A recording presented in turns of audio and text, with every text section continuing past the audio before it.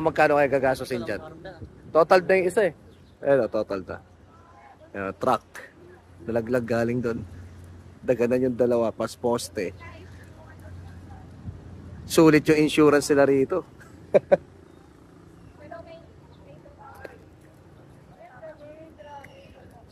Pero wala naman namatay guys, don't worry. Buhay naman yung driver at pahinante.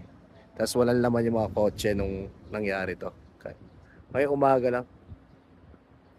So yun, nalaglag to. Nawalan yata ng preno. Malamang overloaded na naman to eh.